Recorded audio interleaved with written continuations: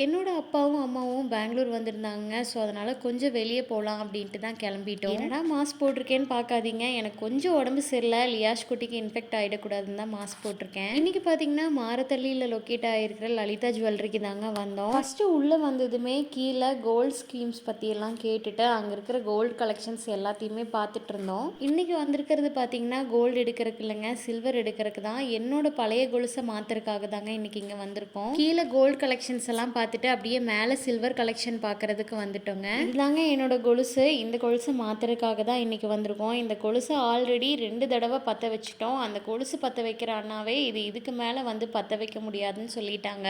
இந்த மாடலுக்கு இவ்வளோதாம்மா லைஃப், இதுக்கு மேலெல்லாம் இதை வந்து பற்ற வைக்க முடியாது அப்படிங்கிற மாதிரி சொல்லிட்டாங்க. அதனால் புது கொலுசே மாற்றிக்கலாம் அப்படின்னு சொல்லிட்டு தாங்க வந்தேன். முன்னாடி இருந்த கொலுசு மாதிரியே பார்த்தேங்க. அது பார்க்குறதுக்கு ரொம்ப நல்லா தான் இருக்குது, ஆனால் அவ்வளோ லைஃப் வராதுன்னு சொல்லிட்டு பட்டையாக இருக்கிற மாடல்லையே பார்த்துட்டேன். என்னை பொறுத்த வரைக்கும் ரொம்ப ஜல் ஜல்னு இருக்கிற கொலுசெல்லாம் எனக்கு பிடிக்காதுங்க. ஒரு முத்து இருந்தாவே எனக்கு போதும். டோட்டலாக பார்த்தீங்கன்னா 43 கிராம்ஸுக்கு கொலுசு எடுத்துட்டேங்க. லாஸ்ட்டாக பில் போட்டு அங்கேருந்து கிளம்பியாச்சுங்க. என்னோட சேனலை மறக்காமல் சப்ஸ்கிரைப் பண்ணி சப்போர்ட் பண்ணிவிடுங்க. நன்றி.